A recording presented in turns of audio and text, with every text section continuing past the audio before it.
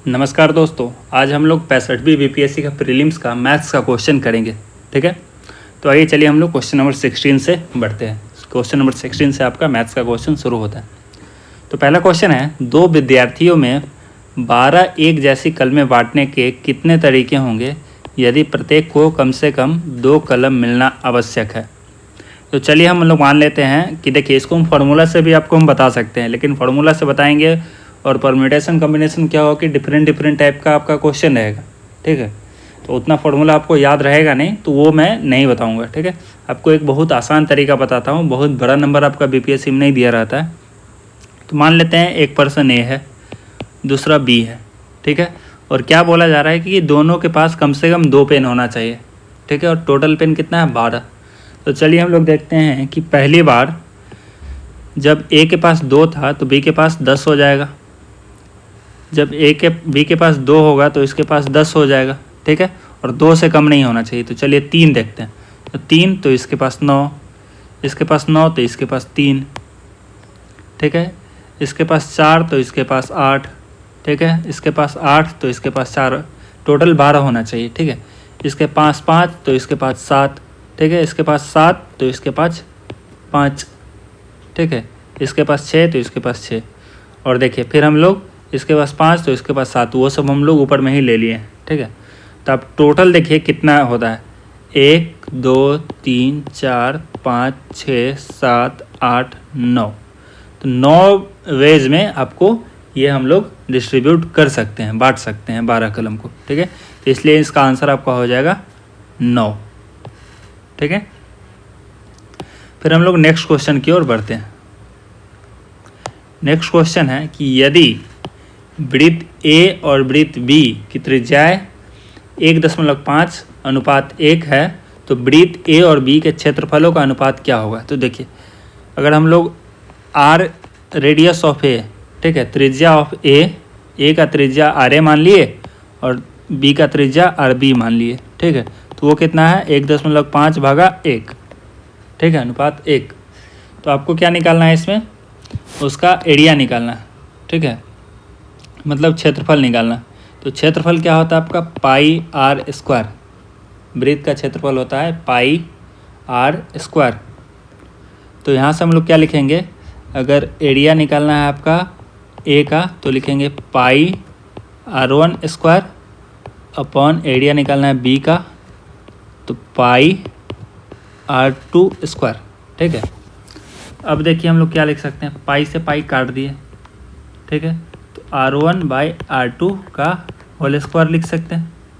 ठीक है, और R1/R2 का क्या था आपका, 1.5/1 का था, उसका स्क्वायर करेंगे तो 1.5 का स्क्वायर क्या होता है, 2.25 और 1 का स्क्वायर 1। ठीक है, तो आपका ये हो जाएगा आंसर 2.5/1। तो ऑप्शन सी आपका सही आंसर हो जाएगा। ठीक है, अब चलिए हम लोग आगे का देखते हैं। आगे है क्वेश्चन नंबर 18। इसमें पूछता है कि एक नल पानी की किसी टंकी को 3 घंटे में भर सकता है और दूसरा नल उसी टंकी को 4 घंटे में भर कर देता है, खाली कर देता है। यदि टंकी 1/3 भरी हो और दोनों नलों को एक साथ खोल दिया जाए तो टंकी भरने की में समय लगेगा। देखिए, ये भी आपको हम बहुत ईजिली बताएंगे। क्वेश्चन क्या है कि एक नल है, उसमें एक नल पानी को, मतलब 2 नल है आपका, एक नल मान लीजिए ए है और एक नल है बी। तो ए आपका 3 घंटा में भर देता है और बी आपका 4 घंटा में खाली कर देता है। ठीक है, तो खाली कर देता है। तो इसमें दिया है कि अगर ये कोई टंकी है, ठीक है, अगर ये कोई टंकी है, उसने बोलता है कि 1/3 1/3 भाग वो भर चुका है, तो बचा कितना, 2/3 भाग। ठीक है, अगर इसमें हम लोग देखते हैं कि ए अगर भरता, ए को अगर पूरा भरना हो तो 3 घंटा लगता, तो 1/3 तो पहले ही भरा हुआ है, तो 2/3 भरना होगा तो कितना घंटा लगेगा, 2 घंटा। लेकिन हम लोग ये भी देख रहे हैं कि आपका जो बी है वो उसको खाली कर देता है। मतलब टोटल को 4 घंटा में वो खाली कर देगा। ठीक है, तो क्वेश्चन है कि 1/3 भरी हो और दोनों नलों को एक साथ खोल दिया जाए तो टंकी भरने में कितना समय लगेगा। ठीक है, अब चलिए हम लोग देखते हैं ऑप्शन आपका क्या क्या है, देख लेते हैं ऑप्शन के हिसाब से। देखिए ये सब क्वेश्चन ज़्यादा कैलकुलेट, आपका मैथ्स का बैकग्राउंड नहीं है इसलिए आप यहाँ पे देखने के लिए आए हो। देखिए 8 घंटा बोल रहा है। ठीक है, 8 घंटा अगर बोल रहा है तो 8 घंटा अगर चलेगा ए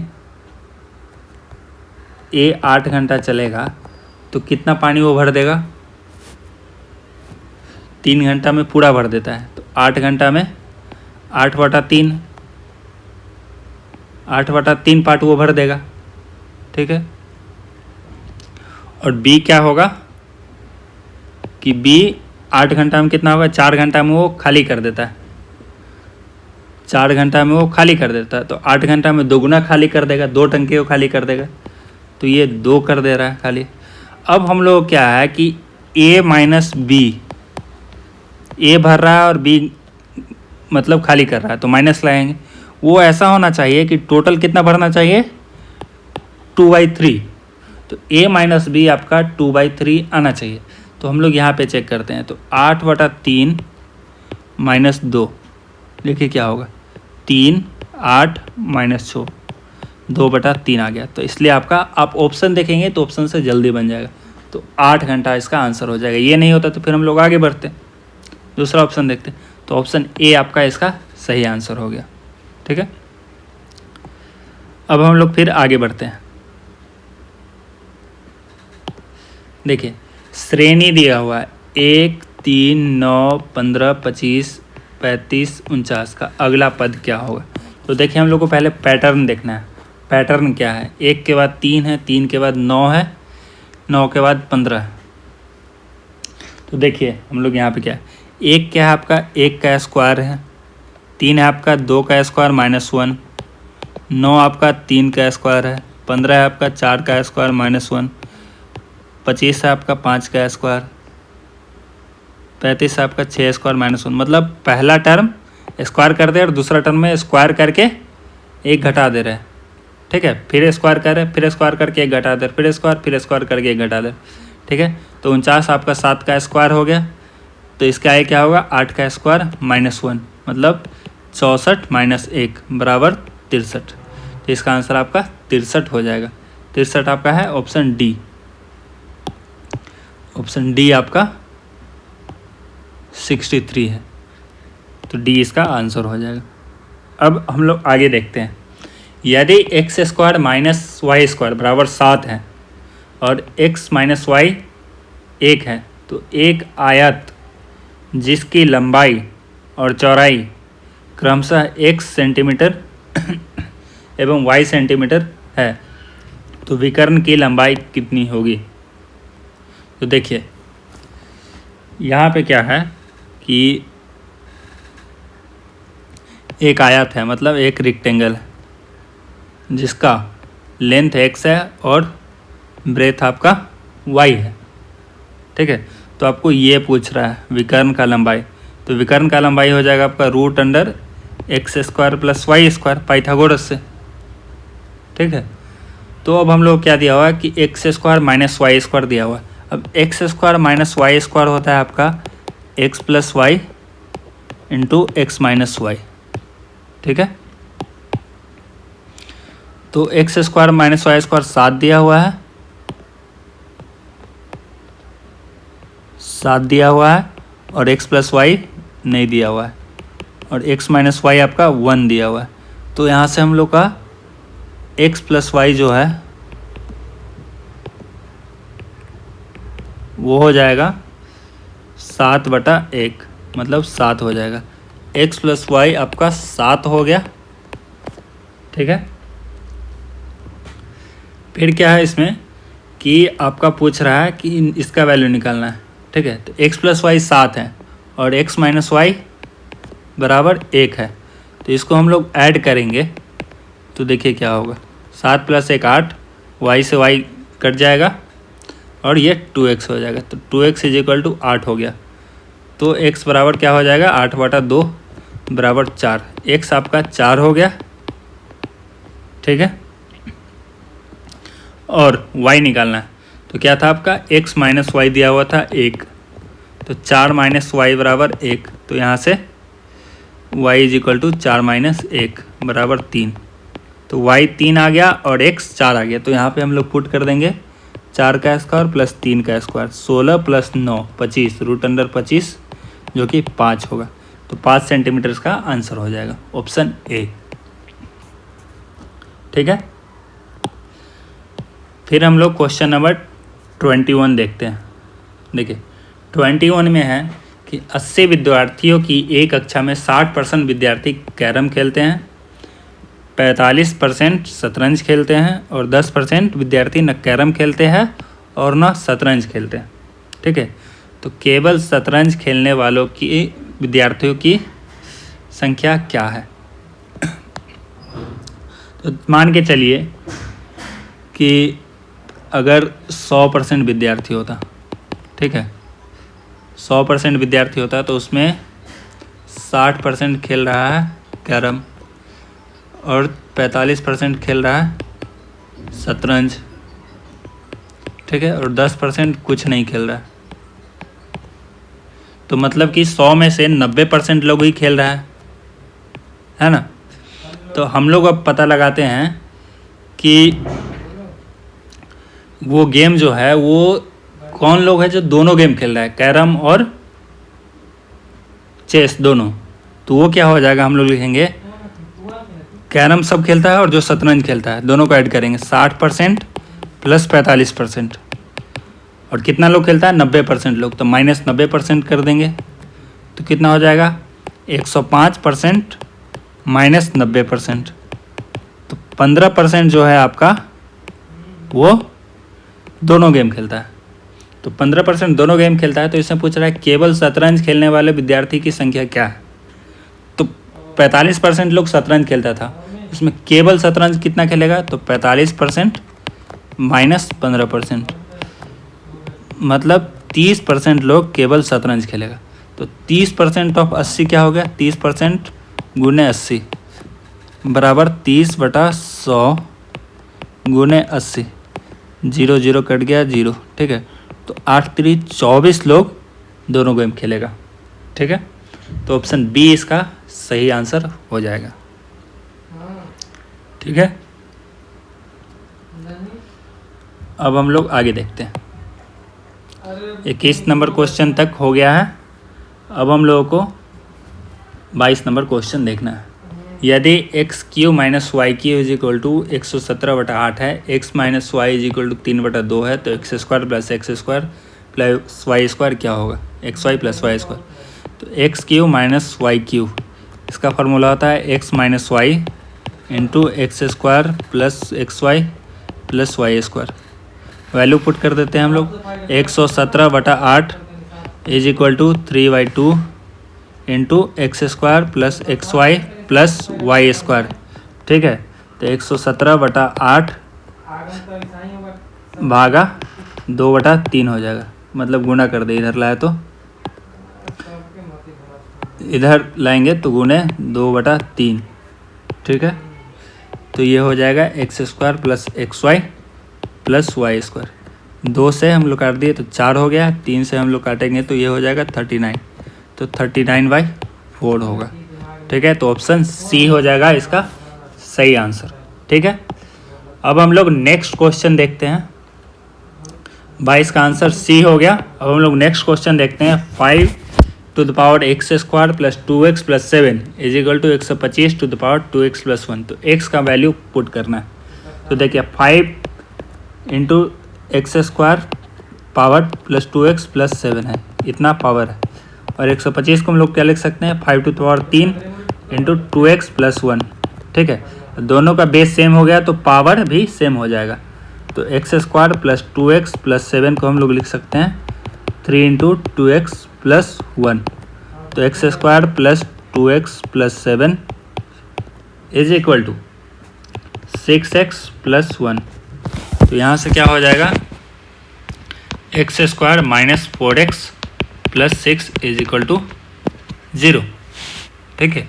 तो क्या आ गया, x² minus 4x plus 6 is equal to 0।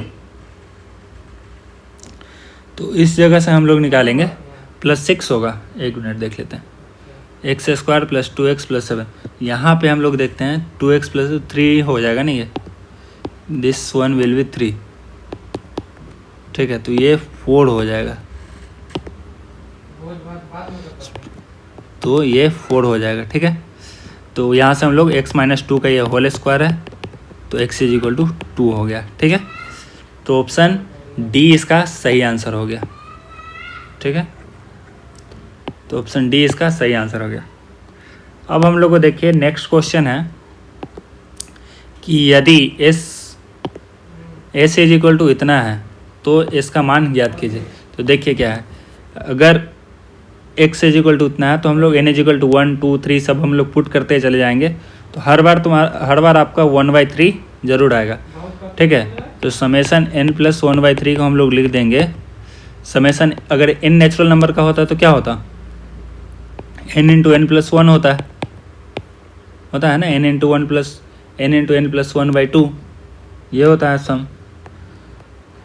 तो हम लोग क्या लिखेंगे, 15 इंटू 15 प्लस 1/2, और देखिए ये 1/3 15 बार आया है, तो 15 गुने 1/3, तो ये क्या हो गया आपका 15 गुने 16/2 प्लस 5। तो 15 गुने 16 क्या, ये 8 हम लोग कर देते, 15 × 120 प्लस 5, तो 125 हो गया इसका सही आंसर। तो ऑप्शन ए इसका सही आंसर हो गया, ठीक है। अब हम लोग क्वेश्चन नंबर 25 पे आते हैं। क्वेश्चन नंबर 25 है, दो रेलगाड़ियाँ जिनमें प्रत्येक की लंबाई 150 मीटर और प्रत्येक की गति 90 किलोमीटर प्रति घंटा है, एक दूसरे के विपरीत दिशा में चल रही है। तो रेलगाड़ियों द्वारा एक दूसरे को पार करने में लिया गया समय होगा। देखिए दो रेलगाड़ियाँ जिनमें प्रत्येक की लंबाई, एक रेलगाड़ी ये है, इसका 150 मीटर है, ठीक है, और दूसरा रेलगाड़ी ये है, इसका 150 मीटर है, दोनों 90 किलोमीटर पर आवर के स्पीड से चलता है, ठीक है। तो एक दूसरे के विपरीत दिशा में चल रहा है, तो रेलगाड़ियों द्वारा एक दूसरे को पार करने में लिया गया समय कितना होगा, ठीक है। तो देखिए एक दूसरे को पार करने में अगर ये पॉइंट है और ये पॉइंट है, शुरू में दोनों एक जगह है, ठीक है, तो इसको यहाँ तक आना है और इसको पार कर जाना है, ठीक है। तो टोटल डिस्टेंस जो इसको ट्रैवल करना पड़ेगा वो कितना होगा, अब थोड़ा सा सोचिए, ठीक है। 150 मीटर आपका ट्रेन ए मूव कर रहा है और ट्रेन बी भी आपका 150 मीटर मूव कर रहा है, ठीक है। तो कितना हम लोग को टोटल डिस्टेंस हम लोग कितना ट्रैवल करना होगा, 150 प्लस 150 मतलब 300 मीटर, है ना। 300 मीटर हम लोग को टोटल डिस्टेंस मूव करना पड़ेगा कोई भी ट्रेन को। अब क्या बोल रहा है कि उसका स्पीड क्या है, ठीक है। तो स्पीड चूँकि आपका उल्टा डायरेक्शन में है, स्पीड आपका उल्टा डायरेक्शन में है, तो इसलिए स्पीड आपका दोगुना हो जाएगा। मतलब मान के चलिए कि अगर ये ऐसे जा रहा है, ये ऐसे जा रहा है, अगर ये वाला रेस्ट पे रहता तो ये ट्रेन अगर 90 किलोमीटर प्रति घंटा से जाता तो ये पार करता, और ये भी अगर इधर दोनों आ रहा है, दोनों मूव कर रहा है, तो दुगना जल्दी पार करेगा ना। ये 90 किलोमीटर पर आवर ऐसे पार करता, ये अभी 90 किलोमीटर से ऐसे मूव कर रहा है, तो दुगना हो जाएगा ना। तो 180 किलोमीटर के स्पीड से हो जाएगा रिलेटिव, आपका दोनों का रिलेटिव स्पीड देखेंगे तो 180 किलोमीटर हो जाएगा। तो स्पीड क्या हो गया, 180 किलोमीटर पर आवर, ठीक है, और डिस्टेंस है 300 मीटर। तो हम लोग क्या होता है, v is equal to s/t, ठीक है। तो वेलोसिटी 180 किलोमीटर पर आवर था और डिस्टेंस था 300 मीटर, जिसको हम लोग लिखेंगे किलोमीटर में, तो 300/1000, ठीक है। तो ये आपका इंटू टी हो गया। अब टी यहाँ से हो जाएगा 180 गुने 1000/300, ये कितना घंटा होगा, ठीक है, इतना घंटा होगा। तो चलिए इतना हम लोग इसको 300 ये कट गया 60, ठीक है। तो 60 गुने 10,